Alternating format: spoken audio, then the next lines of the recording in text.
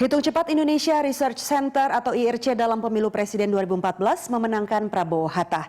Bagaimana IRC mempertanggungjawabkan hasil hitung cepat yang berbeda dengan mayoritas lembaga survei di tengah afiliasinya dengan grup MNC?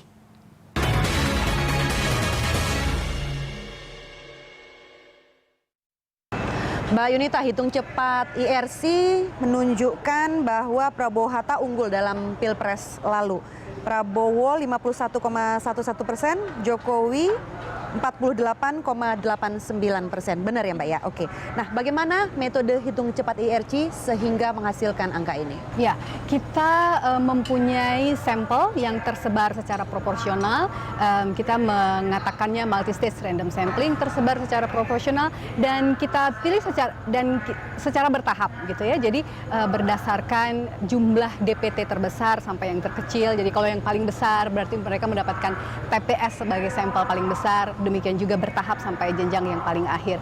Dan kita untuk 1.800 sampel yang kita sebar di seluruh Indonesia itu kita juga sudah siapkan juga cadangannya karena siapa tahu dari TPS yang kita ingin pantau ternyata ada sesuatu dan lain hal, kesalahan teknis, relawan yang tadinya harusnya datang tetapi tidak datang, itu kita ganti dengan TPS cadangan yang lain.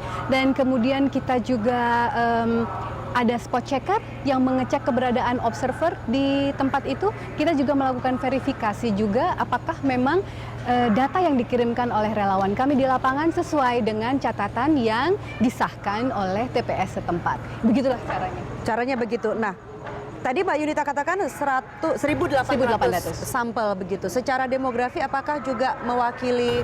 Tentu, karena itu proporsional dan secara bertahap kita membuatnya. Tentu saja semuanya terwakili. Tentu kita tidak bisa mendapatkan seluruh kabupaten mendapatkan sampel. Karena kalau seluruh kabupaten mendapatkan sampel tidak berdasarkan proporsional atau jumlah DPT-nya. Karena ada kabupaten yang juga yang sangat kecil kan, gitu sehingga tidak mendapatkan sampel. Jadi untuk representatif sampelnya, sampel kami 1.800 itu sudah representatif. Artinya Anda yakin bahwa sampel yang diambil oleh IRC ini mewakili populasi seluruh Indonesia.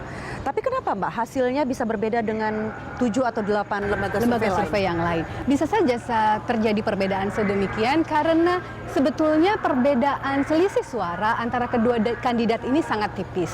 Sehingga sampel yang kita dapatkan kan tentu saja berbagai lembaga survei tentu saja mempunyai sampel yang berbeda-beda ya. Kita belum pernah menemukan bahwa TPS kami juga adalah merupakan sampel dari TPS dari lembaga survei yang lain. Dan itu tentu saja berfluktuasi suaranya. Perbedaan juga pernah terjadi pada saat kita melakukan quick count di Pilgub Bali Mei tahun 2013. Saat itu pasangannya juga cuma ada 2. Saat itu yang melakukan survei hanya 2 lembaga survei, IRC dan SMRC saja saat itu. Kami menggunakan 300 sampel, SMRC menggunakan 400 sampel sebagai sampelnya, 400 TPS. Dan hasilnya saat itu juga selisihnya sangat tipis, jadi di bawah 1%. Sehingga kita juga tidak mungkin untuk mendeklar siapakah sebetulnya pemenang dari pemilihan gubernur saat itu. Dan saat itu kami dari hasil kami setelah mencapai dari 100% 300 TPS sampel masuk, kita waktu itu unggul Pastika yang sekarang menduduki jabatan sebagai gubernur. Jadi hasil KPU menyatakan bahwa memang Pastika yang unggul sesuai dengan prediksi kami. Tidak sesuai dengan prediksi lembaga survei lain, dalam hal ini SMRC, dan bedanya waktu itu akurasi kami itu 0,01% dari KPU. Nah, di situ juga kita jadi belajar bahwa apabila 2 kandidat saja yang maju untuk capres seperti saat ini dan selisih keduanya tipis, itu kita perlu berhati-hati. Karena apalagi kalau tidak sampai margin of error ya, apalagi kalau nggak sampai 100%. Karena biasanya kan kita mengatakan, oh kalau sudah 80% sudah stabil datanya, kita bisa dengan cepat mengumumkan bahwa si A lebih unggul daripada si B. Belum tentu kalau bedanya sangat tipis. Karena yang terjadi di Bali saat itu juga begitu. Nah, pihak penantang lah yang secara konsisten ada di peringkat pertama saat itu. Tapi begitu di akhir-akhir kita mendapatkan suara dari TPS yang suaranya jauh lebih banyak kandidat nomor 1. Jadi makanya kenapa kita perlu jaga sampai 100% baru kita bisa umumkan bahwa siapa yang unggul. Nah, yang di Capres sekarang juga mengalami hal yang sama. Sangat berbeda kalau misalnya pada waktu Pak Ganjar misalnya memenangkan Pilgub di Jawa Tengah waktu itu. Bedanya sudah 10%.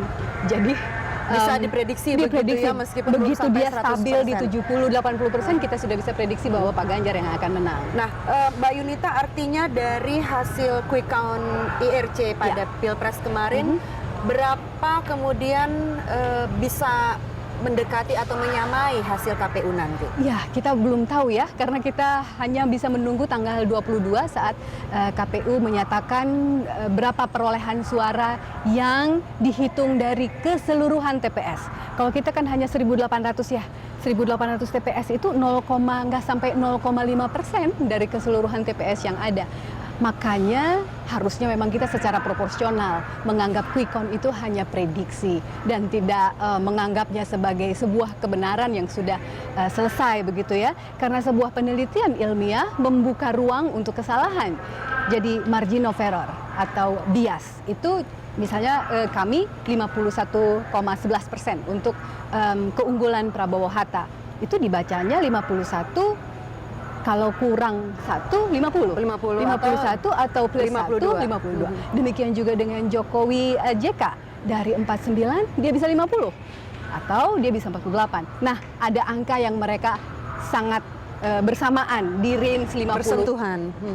Nah, tapi kan Mbak Yunita, hitung cepat atau quick count IRC ini didanai oleh 3 stasiun yang televisi menyiarkan di bawah MNC Group, betul. begitu kan. Kemudian publik juga mengetahui bahwa bosnya IRC itu adalah mendukung Prabowo Hatta gitu. Sehingga Bagaimana kecurigaan itu muncul. Betul begitu. Bagaimana kemudian IRC atau Anda menjawabnya? Iya, tidak ada intervensi.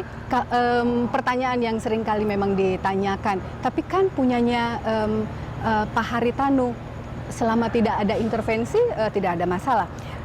Pileg yang lalu misalnya, kita tahu waktu itu Pak Haritanu ada di Partai Hanura. Dan saat itu Hanura cuma 5% suaranya.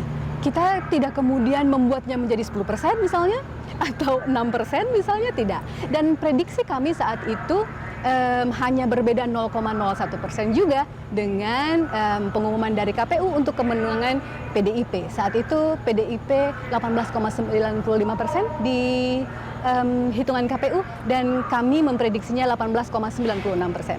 Jadi kami melakukannya secara profesional. Baik, Mbak Yunita, terima kasih telah berbincang bersama kami. Rika. Ya, pemirsa, demikian Yunita Mandolang, Kepala Riset IRC. Saya Rika Amru untuk Election Roundup.